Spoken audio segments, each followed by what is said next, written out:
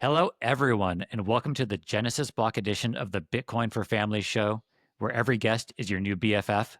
That's your Bitcoin friend forever. I'm Scott from SHAmory, and it's an honor to have you all here.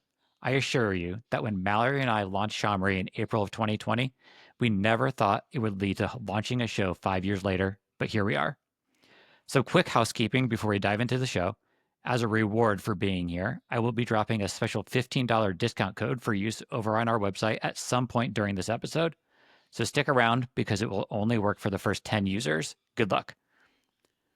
Now, when I started thinking about how to roll the show out, I knew the only answer was to take it back to April 20th of 2020. That's the day our guest pushed out my first ever podcast appearance.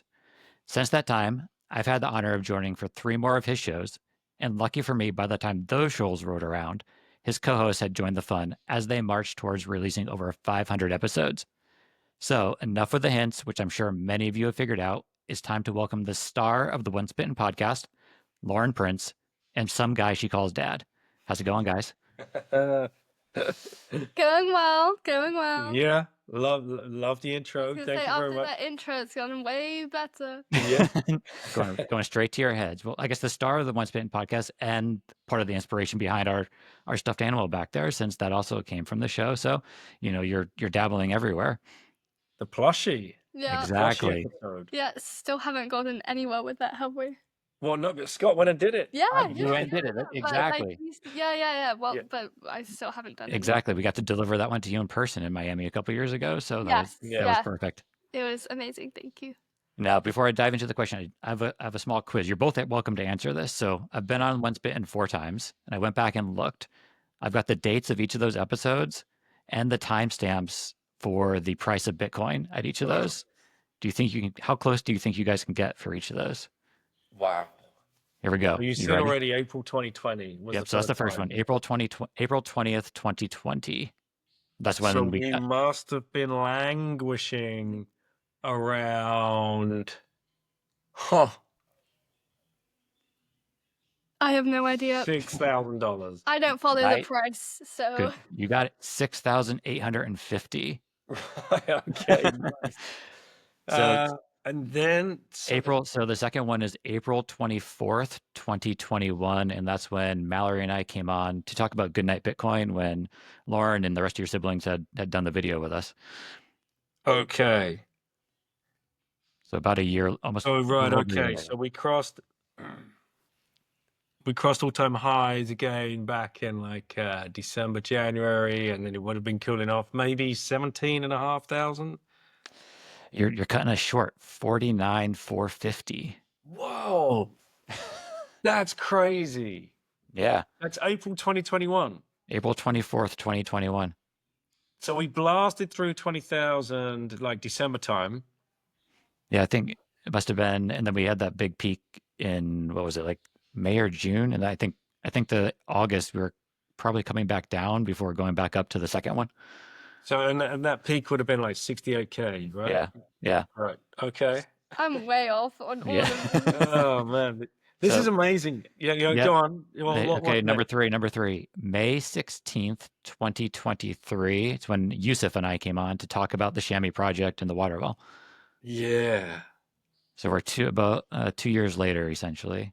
2023. About 2 years since then. Yeah, May 16th. Going sideways in the 30s. You're close. 26,966. Right.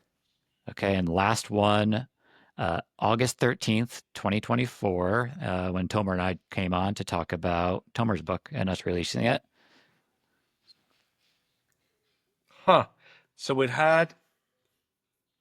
reached all-time highs pretty much in Madeira, right? That was in March.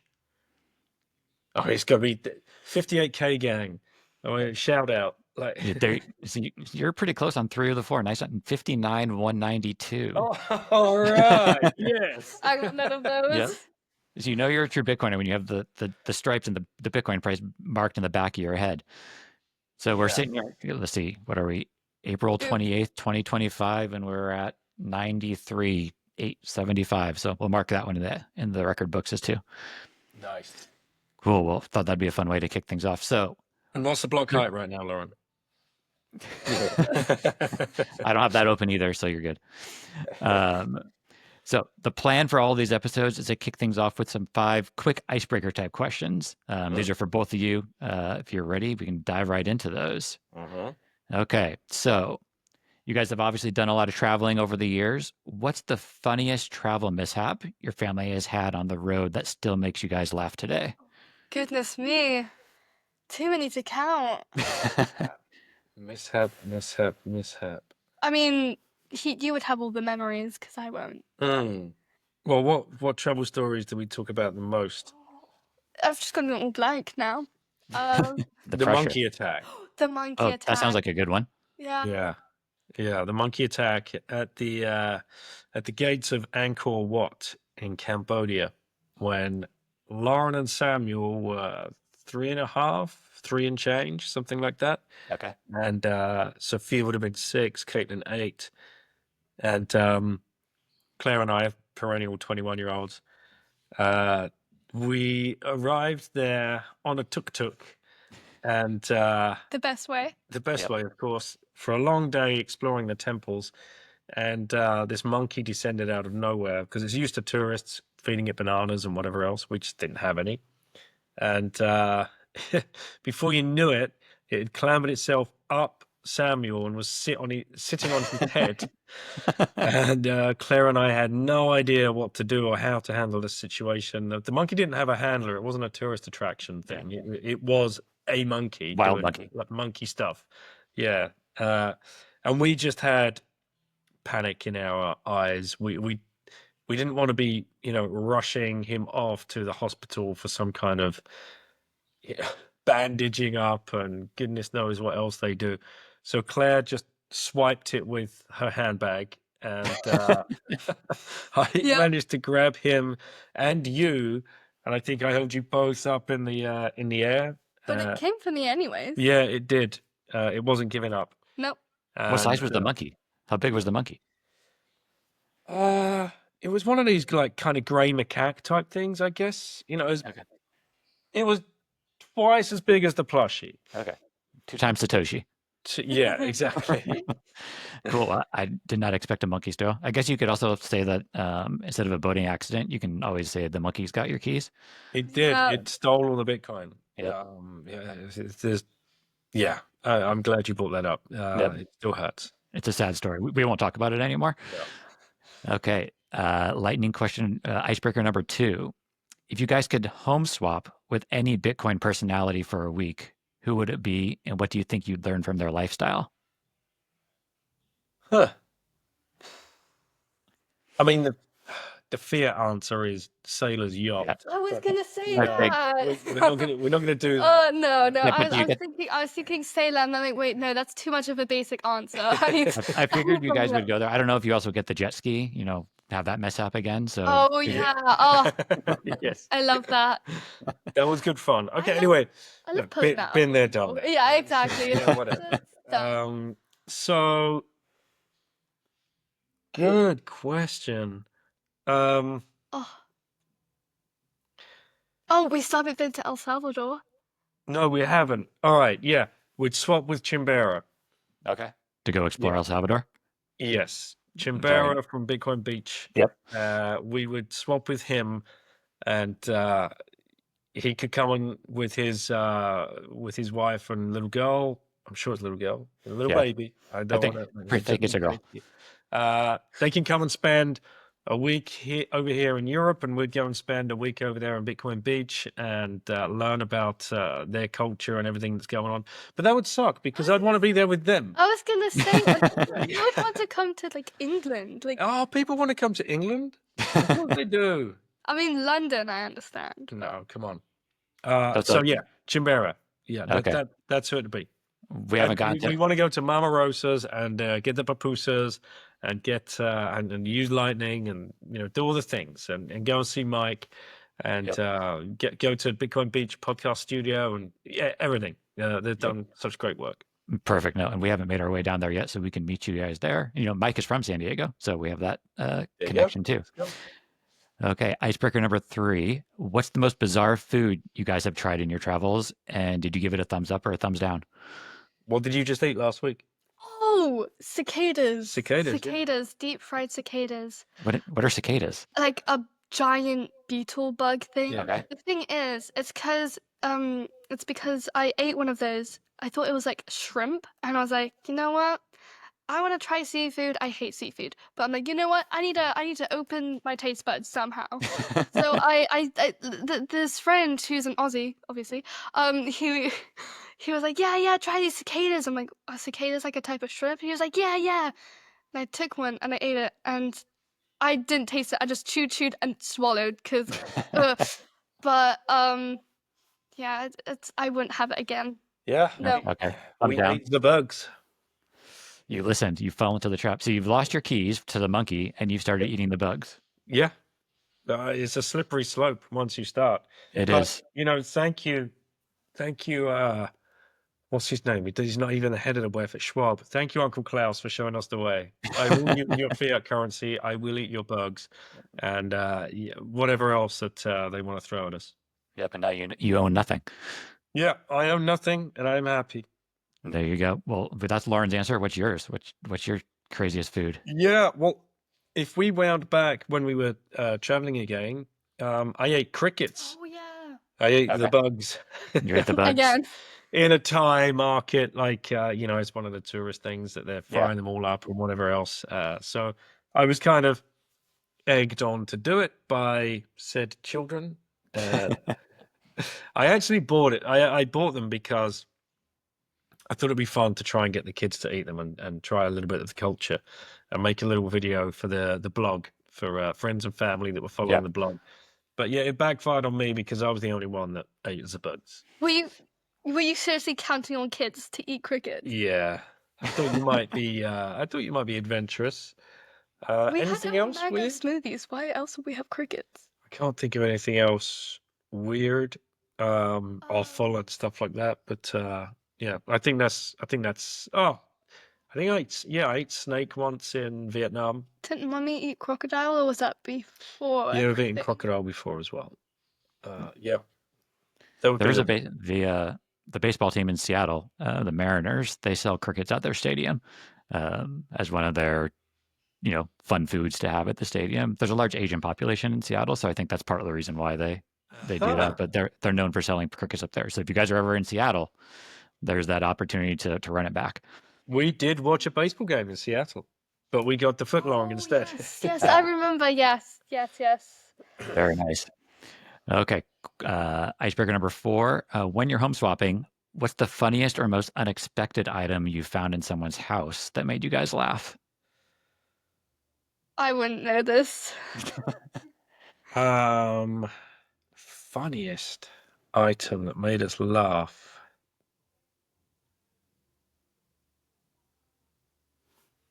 Oh, Goodness me. yeah. I don't know. Stumped you. Yeah. We've stayed in some great places, and everybody's so friendly and Oh, what about that house that we stayed in? Was it like the Rockstar house? Did we find anything Yeah. there? Oh no, that was the coolest stuff. We Okay, stayed go in with a that. That house- works. Yeah, we stayed in a house. Shout out to the Stone Roses fans. They're a British band that were kind of battling in those times between Oasis, Blur, Stone Roses. It was that kind of era. Okay. And it turned out we ended up home swapping with the bass player, Manny. He had a place down in the south of France. And on the walls were all of the platinum records and stuff that they Yeah. won.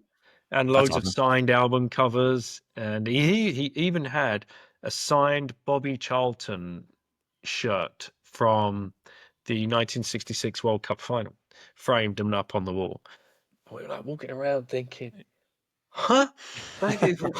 What are we doing here? Yeah, But he was such a lovely guy, and he'd be emailing us. And it was just around the time that they were resurging and they were doing a comeback tour. And he kept saying, are you going to be in Tokyo anytime soon? Come to the show. We're like, well, no. Are you going to be in Paris? Yeah, but we did end up going to the one in Wembley. So that was great. And the reason he home swapped with us was because they were going on their Sydney tour, and we have a place. We were home swapping our place in Koh Samui in Thailand, and he just wanted that as a kind of a come down. And he was on the same home exchange website, and well, his wife had sorted it all out. So yeah, that was probably the coolest story. Okay, that works. But hey, you never know you're gonna get connected to when you start doing it. Okay, last one before we dive into the deeper stuff. If your family started in a reality show about your travels, what would the title be, and who would be the biggest drama king or drama queen on camera? Caitlin, the biggest that drama was queen. that was quick. Okay, so she's the queen, Yep. right? Yep. What would we call it?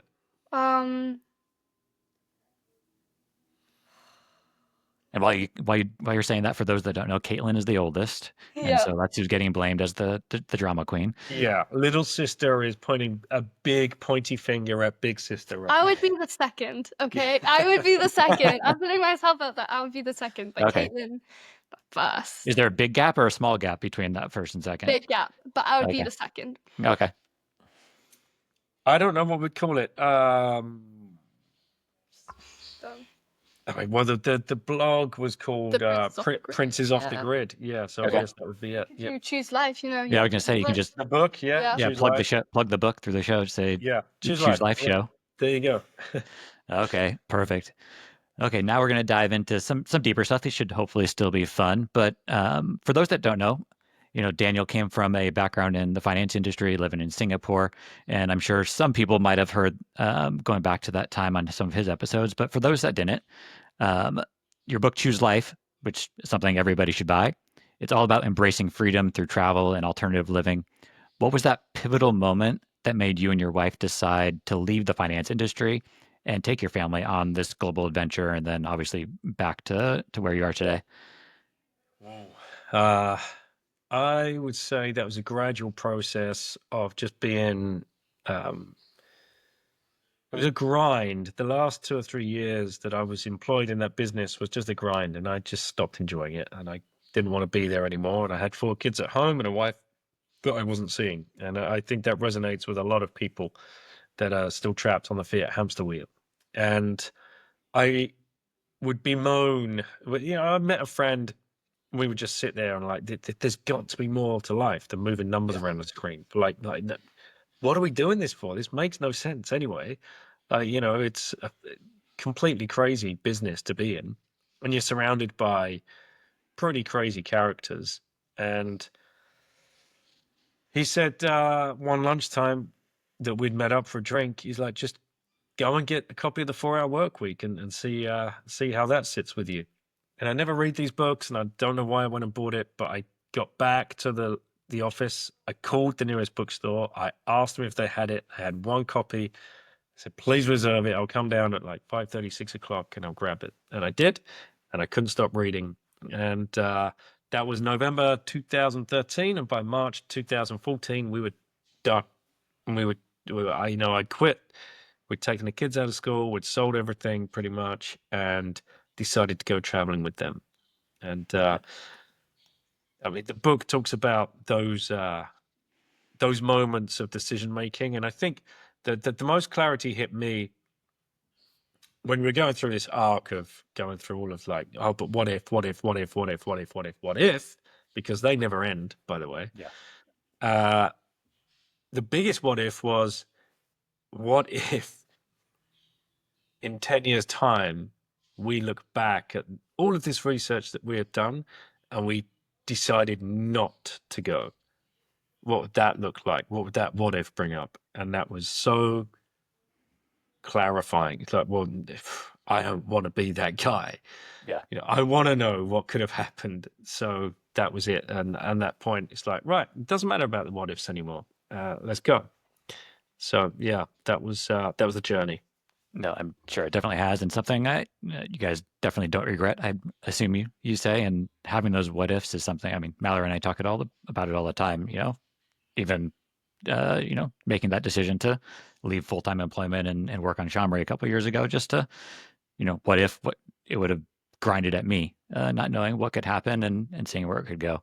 And Lauren, I know when all that started, you were very young, obviously older today, and when you look back at all that, was there a moment that you realized as a kid that the lifestyle that Daniel and your mom were raising you guys in was quote unquote different than the norm? That kind of that light bulb went off in your head? Is there a moment when you actually started realizing that? No, No. no. Just kind of, Not even when I went to primary school. I don't know, just didn't click, and I yeah. just never thought I was different. I think it's probably potentially because it started so young that it was the Yeah. norm for you is probably played into it. Similar to how, when you think about kids learning about Bitcoin, people like, Charlotte's almost 6 now, but she just thinks of it as another form of money. It's not something that she thinks is different. So probably a similar type thing where you just grew up around traveling and being part of this alternative lifestyle that worked out. And Yeah. to be honest, it's almost part of the beauty that that they didn't go through the BS. Like that all they remember. I mean, it's not good times for them, but it's just normal. So, oh yeah, it's normal to be around my mum and dad all day long and Yes. travel the world and like that. Yeah, that's normal. Like, what, you guys don't do that? But yeah, so like, it sounds like a very privileged thing to say, but that literally is. That's what we should be doing. We should be around our kids all day long. Like Yeah. we shouldn't be farming them out to a state-run institution so they can be propagandized by whatever the agenda is of that freaking sitting political party that is just a puppet show for somebody else. Like, taking complete and utter control of your family is huge. And this is what Bitcoin is allowing people to do. And this is what you and Mallory have managed to do with your own kids. And it's just so, this is what lights me up when I see other Bitcoiners, younger than us, like saying, you know what, never going to send the kids to school. I'm like, yes, that is a huge step forward. And I want to be around my kids as much as I can. And I'm going to now quit my job because Bitcoin has rescued me. And we're going to move out of the city and we're going to go build our citadel and, farm off the land and whatever it is that people are doing. Build our house out of natural materials. Like, there's so much going on that has been unlocked by Bitcoin, and it's just so heartwarming to see it. Yep. And it's actually similar to that what if if you don't take that step to be around your kids and to help that education, then you'll probably 10 years from now wonder why didn't I do that or what would have been different if I did. And it's even the little things that we talk about all the time with Charlotte, and we will with Zoe once she's older, but you know, she doesn't even know what an alarm clock is for the most part. The only Right. time that an alarm clock is used is if we have to get on an airplane, or if she has a sporting event or she has to get up for that sort of thing. So even those little things where it's like in the morning time, we're not rushing out of the house. We're both Mallory and I are exercising, so we're setting that example, like healthy, get up, get out, get outside, move, taking turns. But while that's happening, there's usually, one of us is reading a book to the kids, and the other one's, getting breakfast ready, and it's not coming out of a box. It's something that it's a smoothie or it's something being cooked on the stove. All those little things that become part of the benefits of this sort of lifestyle that lots of people probably never even think of as being a byproduct of it all. That's, I mean, and this is the, like, the alternate lifestyle, right? You guys are leading an alternate lifestyle. It's like, no, you're not. You're doing it right. That's the way it should be. The alternate lifestyle is gently waking a 4-year-old awake at like 6:30 a.m. so you can get some Fruit Loops down their neck with some semi-skimmed freaking almond milk or whatever the hell people are doing to their children, which is bad for them, by the way, and then dropping them off at some state-run institution surrounded by strangers under compulsion, which they don't want to be around. Like, that's alternative. That is completely alternative to anything else humans have ever done in Homo sapiens sapiens existence. This last 150 years, when we look at actually what we're doing with education and rearing young people, is just absolute insanity. We are living the alternative, and it's completely upside down. It's a total clown world. Yep. Is there this is kind of for both of you, Lauren, if you have an answer, is there an unexpected lesson that you guys think you've learned through all of this, that you think other families could benefit from, whether it's through the travel or the school or something else, but something that when everything started, you didn't think would be a benefit or a lesson that has come about? Probably never trust the government, like ever. Probably never thought you'd be saying those words, but yep, that works. Oh, there we go. We got the hug from Dad. Yeah. Yeah, trust yourself. Become self-sovereign. Don't just do what other people tell you what to do. Don't trust, verify. Mm-hmm. There you go. Got the right tagline there.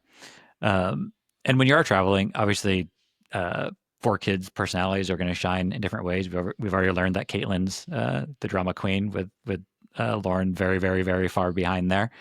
Gosh, I hope she doesn't see this. I'll be sure to send it to her. Don't worry. But Daniel, can you share a story when during your travels, maybe one of your kids took charge of something that you didn't expect, and it kind of showed you something about their growth as a child and maybe growing up into adult that you didn't really expect in that moment? Was there a moment that rings your bell? Ooh. Taking charge of something. Or just like a moment of growth where you guys were out doing something, you kind of just realized that they're not little kids anymore, but they're independent and trustworthy and taking charge of their independence, as Lauren just said. Yeah, I mean, they come in the tiniest forms. That they, if you weren't around them all day and kind of tuned into them, you'd probably miss them, those moments. But when you are, you just see like the tiniest thing, like we'd all be out at a coffee shop or something, and someone would need to pay the bill, and I would say, right, okay, who's going to pay the bill? And here's $20 or £20 or whatever else, and blah blah blah. And you just throw out the question, and Lauren will be the one, yeah, okay, fine, and she'll just take the note and walk inside, and then go and speak to the person and say, yeah, we're sitting on that table, and just handle the whole thing. So stuff like that. I remember as well when we were, I mean, there's so many different travel stories, but you get in scrapes every now and then where people do you remember we were in Malaga airport, and we'd landed, and we were off to go do our thing, and we were halfway down the escalators through customs and blah blah blah, and then one of the kids turned around and said, we haven't got our bags from the No. We were just about to go out, but then we Yeah. decided to go get like Starbucks or something because my mum wanted a tea, and then Caitlin was like, "Where's our bags?" Yeah. So Well, isn't it? yeah, Caitlin's used to having a butler carry her bags, right? That's what yeah, we've learned. exactly. So that rescued a bit of a situation. And then, yeah, like the education stuff that's interesting because you put so much pressure on yourself as a parent. Rightly so. You're bringing up, young people, or as we like to say, we're raising adults, not children, and that means that you have to be open with them and talk. You have to treat them like an adult Yeah, from a young age. Yeah. and I remember I was doing some math problems with Caitlin, and it showed up huge gaps in my knowledge. And I think that was a real moment of growth for both of us, because all of a sudden she realized, grown-ups don't know everything.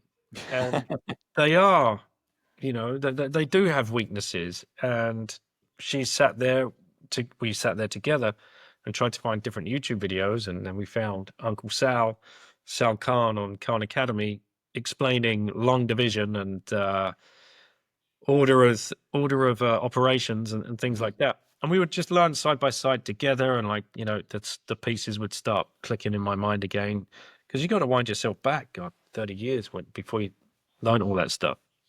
And that was just they were really nice moments where you could see all of a sudden the growth beginning to happen, because it was happening naturally and organically and right alongside an adult. who was going through the same kind of process. So that was those moments were great, and we always did little science experiments, didn't we? Do you remember those? Maybe you're too young. We were doing a siphon science experiment, so we had to go out and buy all the hoses and buy the water canisters and stuff like that. Oh, Yeah, you I just remember that? thought of another story. Yeah, When the girls made birds' nests, yeah. my sisters, they both made birds' nests. And, Big like, bird huge. nests and And yeah. we were like next to a cow field, and my parents woke up the next morning and they pulled the curtains, and there was like these 2 cows in the field eating the nest. Yeah, they'd escaped the field, and we're tucking into Sophia and Caitlin's bird's nest. So That yeah, that was fun. that would be interesting. I know if that happened to Charlotte, there'd be some tears seeing those bird's nests get demolished by a cow. No, those are all great points. And for you, Lauren, kind of shifting back to travel for a second, is there a favorite spot you've been, or a favorite moment at a spot that comes to mind in all the travels? I really like Croatia. Okay. Croatia was beautiful, and it was really fun because we used to go on like this, what was it, like a tour boat with this guy, and he absolutely loved Samuel, and he always used to like sing on the guitar and like jump in the water and like swim under the boat. And it was like, yeah, that was really fun.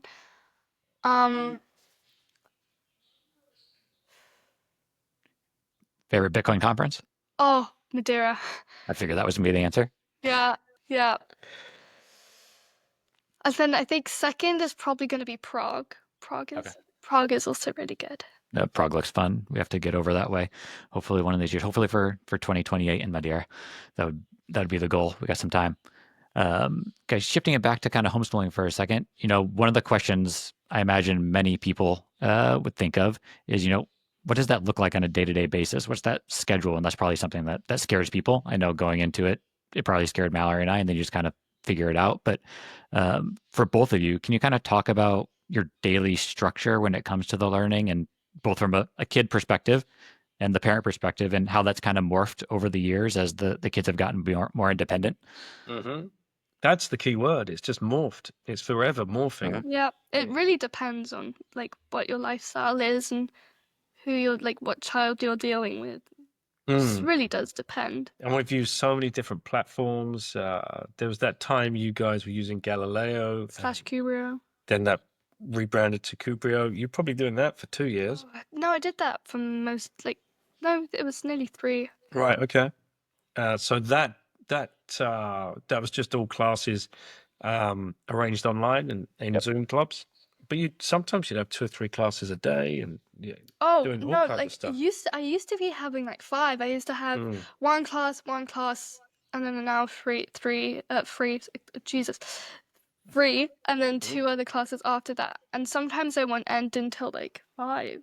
I'd start at 9:30 for a check-in, and then probably go from 12 to 5. I don't know. My days were full until they were like, no, like you shouldn't have these jam-packed days. Yeah. So they tried like taking out some of the classes, which it felt like refreshing at first, but then it just got a bit boring. And now we are in the UK, and so you go to what's known as a Sudbury Valley School, a democratic school, for 3 days a week, which are opt-in lessons. So that's different again, and that's new. And then I'm going to junior college, and if I get in the summer. So yeah. In September. So that'll be a new thing again.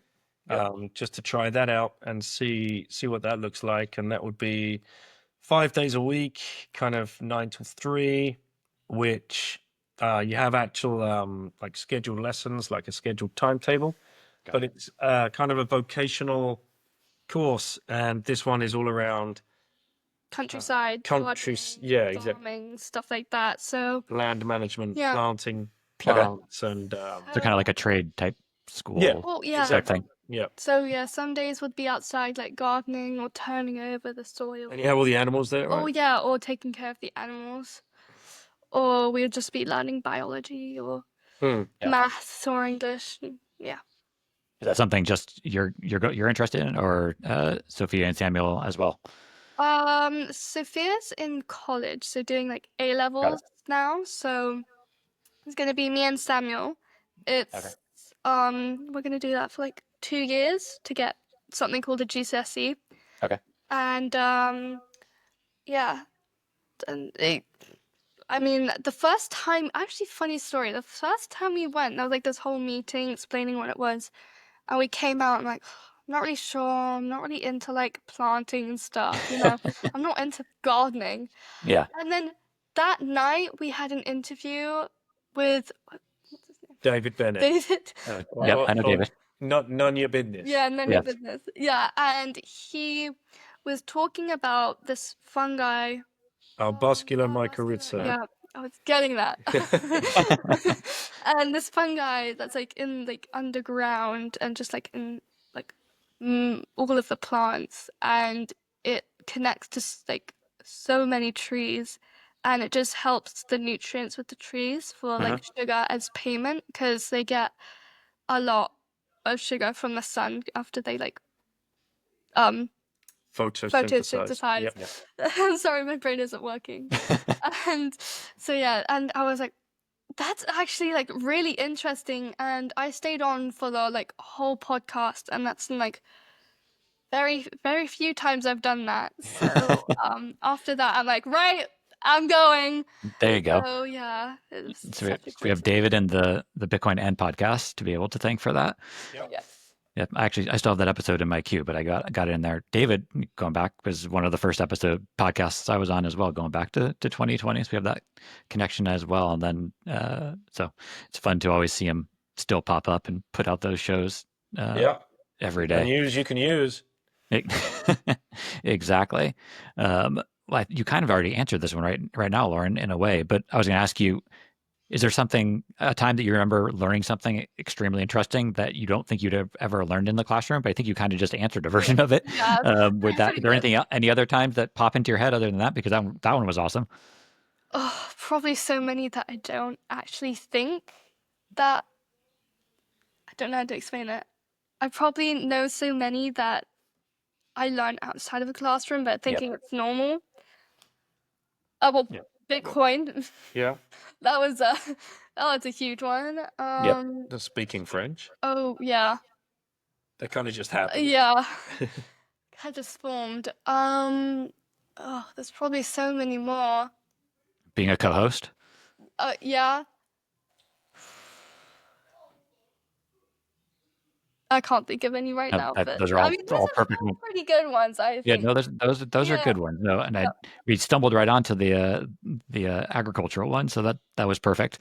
And Daniel, being a mentor to your kids is something invaluable. But what's one lesson, big or small, that one of your kids have taught you through their perspectives, whether it's on the road or back at home or through school or Can I answer any of one? those ways? Yeah, please do. Being Go for it. patient. But yeah, I am Zen. He's zen until he cracks. I had to be. Oh my gosh! Like the I was one of the main causes. well, you go from Fiat corporate life to full-time stay-at-home dad, like overnight. Yeah. And man, those first few months were very, very Heaven. difficult, very challenging. Probably not talked about enough, actually. For those that are looking to do it and want to do it, you got to remember, like, that's a huge mind shift, not just for you, but for everybody around you. All of a sudden, you're making parenting decisions on the fly that your wife has been dealing with, like the whole child's career, like, and now all of a sudden you're like, oh, can I have some chocolate? And you're like, no. And she's like, yeah, of course you can. You're like, what? What? Hang on. We should be a team. I'm like, yeah. Yeah. So, and then just, Claire had become so good at just tuning out to all of like the nonsense little 4-year-old, 6-year-old, 8-year-old arguments that happen Yeah. all the time. Whereas I couldn't stand it. I'm like, my God, get me back to corporate life. I can't freaking handle this just Go nonsense. hide in a cube. Both the cups are pink. Just have the cup. Like, Yes. just nonsense like that. But I'm much more zen now than those early days. You're welcome. Yeah. Yeah, Thanks, guys. we definitely know that feeling. It is a shift, even though, our shift really happened. It started because of COVID. At that time, I still had my full-time job. Mallory had hers. And then we started being home, and Charlotte was, what was she? She was like 8 months old at the time. Um, and then since then, it's just become our norm, but it definitely took time to get used to that cycle of being all together all the time. How do you fit in the normals to going back to, just the morning routine, Okay, we both want to exercise, we both want to get breakfast, shower, and then dealing with that. And then, now we've added on a second kid. So you reshift thinking there. Luckily we're both used to being home now, and being around. So that's not the issue, but it's dividing up the time, finding quiet time so that Mallory still does have her job. I do SHAmory stuff, so we do need quiet time to be able to focus. And how does that happen? So there is that mentality, and whether it's the pink cups or the lunch isn't hot enough or too cold or who knows what, you know. It's endless, and you never know what it's going to be. Oh no, well it's different. It's different Also, every day. yeah, also which food they like and don't like anymore. Oh, Mhm. yes, that changes on a daily basis. So Zoe's big thing, it's something unlike we've ever seen. So she's 15 months. She's a great eater. She'll eat pretty much anything, which is awesome. But when she's done eating, um, she will sign all done.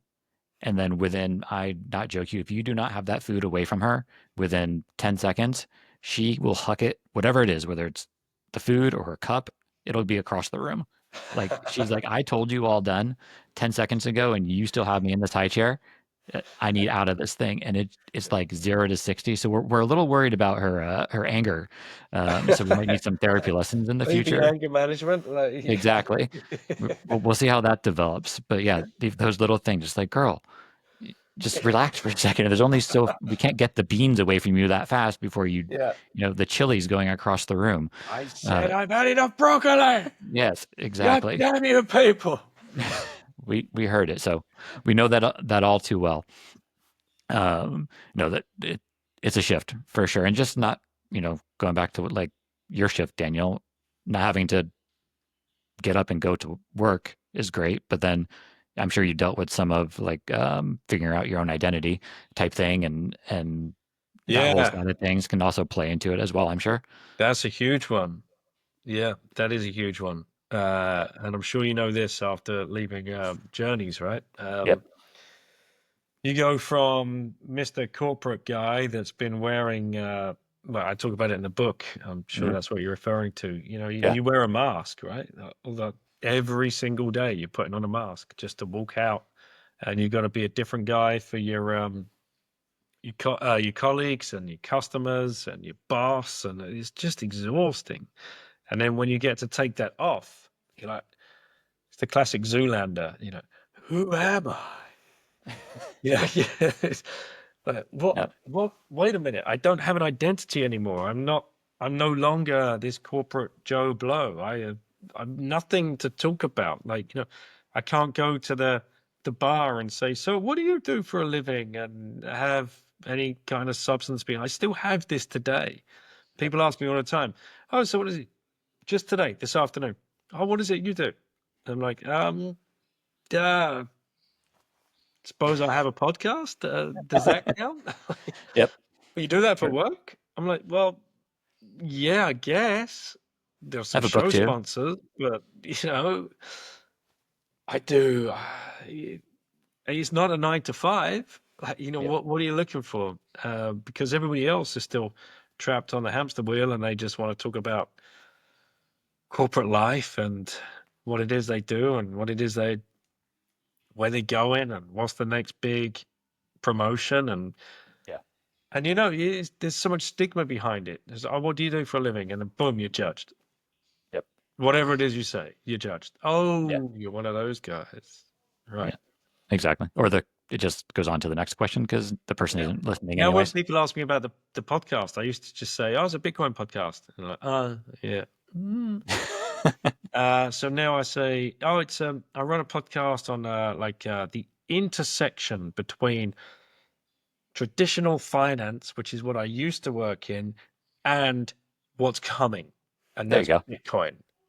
And what's exciting about that? And okay. So I'm getting a little bit more interest with that delivery. So I'll hand that off to you. That works, and it's perfect transition. Speaking of the podcast, working together, I'm sure has been a blast over the past 4 or 5 years, whatever it's been. Is there something that each of you have learned from the other person's personality through doing that you didn't expect? Oh, no. What have I learned, Lauren? Oh, no. That you never have your first question in time, that you don't write it down? Oh, Is that what it is? that's one of them. What else? Oh, goodness. I forget. Like, You do forget. No, like that's it. She forgets. I forget. She's not saying I forget what I do. She's saying I forget.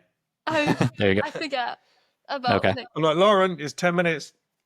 10 minutes till the podcast. She's like, what podcast?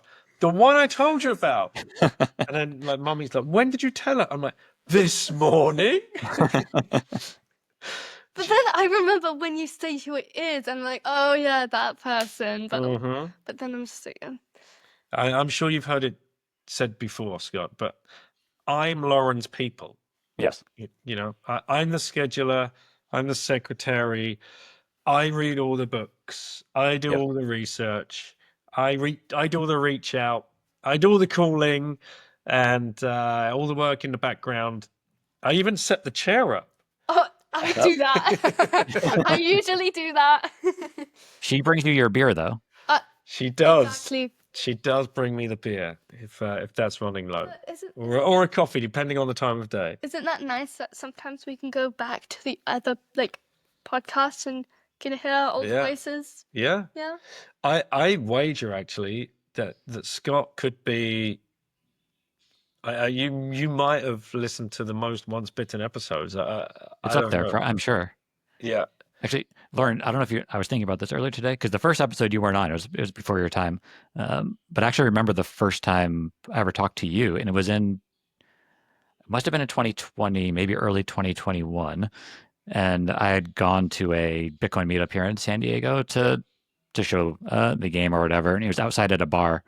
And your dad and I were, I think, telegramming back and forth, and you wanted to video in, and we videoed in from the bar. And Lauren, you were on the call too, and where you guys were still in lockdown. You couldn't go to restaurants and everything yet. And I remember you saying, Lauren, see how nice that is? They can be outside and start doing stuff again. So that's my first memory of meeting you for the first time, Lauren, on the show. So it's been a wild ride for sure. And yes, I remember that. Cool. Yeah, you were at a Bitcoin metup, I think. Yep. You were with a bunch of people, and I'm like, oh my god. Now you bring it up, I remember, but Yeah. That's okay. Weird time. No, it's been a long time, but yeah, no, definitely still have all those episodes. And out of all those episodes, is there one guest that you guys, have or story from a guest that rings the bell the most for each of you? Whoa. Paul, Uncle. I guess we Black kind of was already got probably, Lauren's from David's story. when yeah, but when we met Uncle Blank and when we went on the jet skis, that's probably the most memorable Bitcoin experience. The memorable, right? Okay, in real life. In real life, yes. Who's Uncle Okay. Blank? There's a reason he's called Uncle Blank. I know. Because you always forget his name. I said you can edit this out because this is not nice. I'm just a lowly podcaster. I don't know what editing is. John. John Vallis. Yes. Yes. John Vallis. Yeah. Yes. Gosh, I remembered his name. It was there. Mm. Oh gosh, I'm really embarrassed. Oh. I remember his name every other time Mm-hmm. except for this time. Well, he's Uncle Blank for OPSEC reasons as well. Yeah. Just This is actually just proving your dad's point that you forget things. Yeah. Oh, Scott, to answer your question, so many. What is it now? Like 506, 550 odd episodes? I think it might have been like because I was just looking it up earlier. I think it was 76, 576 maybe. I could be off, but it was something like that So when I was yeah, going there's back a and lot getting of the hang. info there. What I found is 539. 539. There you go. And this last one, actually, this is an absolute mind bender. This is about this movement of people, like they call themselves sovereigns, and they're like opting out of the system. Like they're deregistering their cars, they're taking a lloydial title over their house, they're learning law and the difference between law and legal jurisdictions, and UCC, Uniform Commercial Code, I think it's called in the US. Yeah. It's deep stuff, and how fraudulent tax is, and that one, that's a mind melter. But I've also I did a stolen science series. Yeah. As you know, Bitcoin touches everything, right? Yep. And I did 2-part episode with a guy called Ashton Forbes, who has been following this story, the disappearance of Malaysian Airlines MH370 back in March 2014. And the reason that resonates with me a lot is because that plane went missing. That flew out of KL to Beijing. That plane went missing the day we flew out of Singapore to go to Koh Samui. Mm. And that's always stuck. It's like, what do you mean a plane just disappeared? Like no one can find it. That doesn't make any sense. And still to this day, we're being lied to about it. we're being lied to about a lot of things. Yes. And Ashton has been picking this one apart. Ashton Forbes, if you go to Once Bitten, Stolen Science, and find Ashton Forbes, and then he's like figured out all of this 0 point energy and everything that's being hidden from us that was probably discovered during the Manhattan Project. And Jack Cruz has been throwing bombs in on this as well, like with all of his knowledge from his career and past cross points with certain people. And he came on the podcast and he talked about why his TED Talk was banned. And he said something that sent me right down a rabbit hole. A couple of very good friends, Bitcoiners of mine, had already been in my ear trying to, like Princey, like, look at the sky. That's not right. Like the lines in the sky and the way they spread, and this is geoengineering. Have you looked into it? I'm like, no, guys, like seriously, I can't start talking about that stuff. What are you talking? Yeah, I'm just going to talk about Bitcoin. Everything's connected. And then Jack brought it up in the interview. He said something along the lines of, then you got lunatics that are trying to block out the sun, and so we get deficient in vitamin D, and that's no good for our mitochondrial. I'm like, wait, Jack, what are you talking about? Like blocking the sun? He's like, yeah, well, the spraying the silver iodide in the sky. Like he just said it, like what, you don't know about this stuff? Like, you're not looked up, like I'm like, holy shit, there's something here, and that just sent me down this rabbit hole. And you've probably seen me tweeting about that stuff the last 18 months. 5G towers. Oh yeah, the 5G tower stuff. They're everywhere. Everywhere. Oh yeah, that's not good at all. And the amount we've busted is just yeah, and that's all part of the Stolen Science series as well, going down the rabbit hole of Wilhelm Reich and orgone energy. Yeah. The copper. Oh, electroculture. Yep. Yeah. Electroculture. Using copper wiring and stuff in your herb gardens and vegetable plots and your house plants, and yeah, it's all. I love it all. It doesn't end, and I love it when Bitcoiners come on the show to talk about Bitcoin. Like Pete Wynn's another guy. Pete Wynn comes on to talk about Bitcoin and Fedimin and but I'd met him in Prague and noticed he was walking around barefoot everywhere. He said, "Oh yeah, you know, barefoot run and stuff." I'm like, "What?" We spent 30 minutes talking about the the whole barefoot. Oh yeah, rabbit hole movement. Like the thing is, touching grass is like a meme thing. Yeah, but it's actually way deeper. Yeah, it is. By the way, I still can't get over that John Vallis thing. John Vallis, if you're watching this, I remember your name every other time. I promise. We'll make sure he knows. No, those are all, I'm sure back when you started the podcast, unimaginable places that the show is taking you through all those conversations. But Yeah. awesome awesome places nonetheless to start to keep learning, and especially for the kids out there. Last couple of things to wrap things up. So almost final question, we'll say. As you guys look ahead, kind of personally, Lauren, do you have any things that you want to accomplish as you think about yourself growing as an adult? Like, what do you envision for yourself? And then Daniel, on the flip side, both for Lauren and for all three kids, as a parent, what wishes do you have for them as they grow up to kind of grow into their own adulthood and be themselves? You guys can take it in whatever order. Yeah. I think you go first because I don't Okay. have an idea yet. Pure independence and self-sovereignty. I don't want them to ever do a job just for doing a job's sake, like our whole generation has done. You know, the story is so set in stone now that you get up, you go to school, you spend that 20 years going to get that education, and you walk out with a degree or a master's, and then you go into the nearest job that's just got an open door, had nothing to do with what you were studying, just because it's paying. And then 25 years later, you've painted yourself into the corner and you've done something you never, ever was born to do. Doesn't make any sense.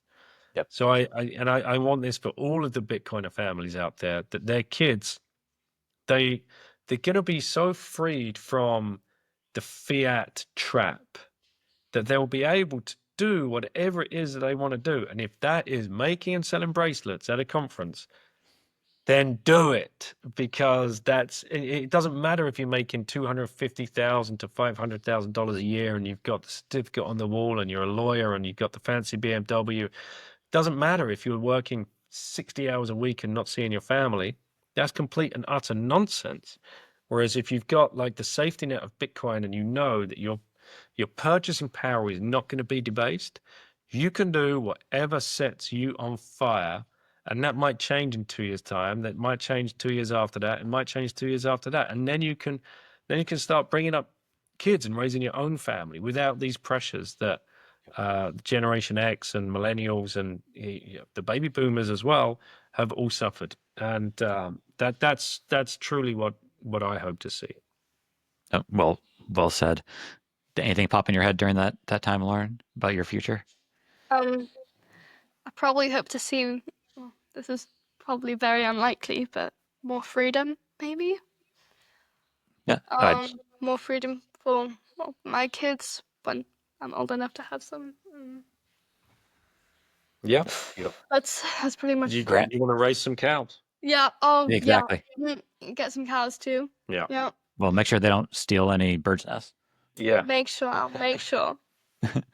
Cool. Well, okay, it's time for the final two questions. But before that, I promised you all a special discount code. So here it is. Be one of the first 10 people to use code BFF15 at checkout and get $15 off your order at SHAmory.com. And if you're new to SHAmory, we have a line of products that make learning about Bitcoin fun with your kids. 3 books, a card game. Our fun Bitcoin monsters help that happen. So head over to SHAmory.com to check things out today. And let's wrap things up. So they say imitation is the best form of flattery. So just like on the Once Bitten podcast, we will be ending our show the same way each episode. But instead of one question, we've got 2. Okay, you ready? Yeah. So a common saying in the Bitcoin space is Bitcoin is time. Another belief is that time is the scarcest asset the world has ever created. Playing off of that, what is the biggest gift of time that learning about Bitcoin has provided your family?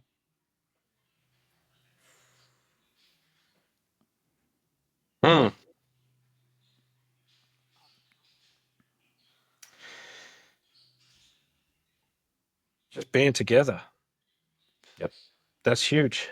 You can't put a price on that. We just came back from a holiday in Thailand for 2 weeks, just longer, 2.5 weeks. All six of us went, and we can do that. Yep. That's amazing. What scares me the most is if we can't do that. Yeah, that's going to be sad. But Do you mean that in the sense of all of you guys getting older, Lauren? Like as you and your siblings get older? Or? Yeah, or just like laws coming out, or like dividing families as usual, and all that stuff. So if that does happen, then that will be just. yeah, no, but we should be protected from any of that stuff. It's just where you guys end up living in the world, with what you want to do, and going where the best opportunities are going to be. It could be one day that all four of you are living in different countries, That will most likely happen. and yeah, I mean that'd be amazing, whatever you're doing, and yeah, me and Mummy can just fly over and come spend 2 weeks with you and Wait, make it holiday time. can't I just stay with you? Yeah, Just buy me pastries and cows. sure. There you go. I'm Problem done. solved. We need the Citadel, Yeah. just outside a nice little town with a good little bakery and some land for cows and sheep and running water. Like Perfect. every other Bitcoiner, right? Yeah. Nope. Perfect. Okay, now time for the last question, which I think you'll sense a tone from. So, if you had 1 Bitcoin to give each of your kids, at what age would you give them the keys and why? And for you, Lauren, at what age would you feel comfortable holding those keys? Ooh, 21, right? It's got to be. There's no Oh. other number. Like, that's it. You got to tie everything in. Like, right, 21. I was thinking. Here's the I was keys. thinking 24. No. So 21 because 21 million. 21 because that is the actual cultural number in I thought 24 was the amount of words you need to get into the key. well, you could have 12 or 24, yes. I think 24. It's okay. You can 24. both answer a different way. So, Lauren's 24, Daniel's 21. And I'm 21. But yeah, at 21, you were gifted a key in old cultural times, and that key represented the key to your trust. Really? Yes. Which has been hidden from us. That's a whole. You go listen to my podcast with Sovereign you Pete. mentioned But so a key is very symbolic, and the age of 21 is very symbolic, and the number 21 is very symbolic. So 21. Yep. Okay. I just wish I had some Bitcoin and I could give it to you. I know. But going back to that monkey that took it, so go find the monkey, and then you have a few years left before you're 21, Lauren. So you have some time to track the monkey down. Oh, Maybe you'll get 100 sats at 21. So if I save hard. Hey, do a few more episodes. Maybe you get a few more streamed on Fountain. I might get some zaps on Fountain or something, some boostergrams. have you even paid me the last 3 months? I don't know. Have you shown me any QR codes? Business on air. We hear that from Charlotte all the time. Okay, well, that's a wrap. Thank you so much for you both for being here. It means the world to have you both supporting the show and SHAmory from the beginning. I actually remember, I was thinking about it also earlier, must have been shortly after my first episode when you guys turned the card game into a math problem. Yes. And you sent a video of that. You're outside your house in France doing that. So it's literally been from the beginning that Daniel and the entire family have been supporting SHAmory. So Mallory, Charlotte, Zoe, and I all appreciate it. So everyone, if you haven't already done so, go subscribe to the Once Bitten podcast. Pick up Choose Life. Go get that. Obviously, I dropped a promo code for that $15 off in our episode, but at any point in time, you can use code Bitten at SHAmory, and that'll get you 10% off. And for you guys, any other places you want to send them or things you want to say to wrap things up? I would say buy the books, Goodnight Bitcoin, and Toma's book as well. That they're down there somewhere as well on the on the bookshelf. Satoshi Nakamoto and his Bitcoin invention. Yes, absolutely. And I would just an ask for the audience is support Bitcoin only companies and projects.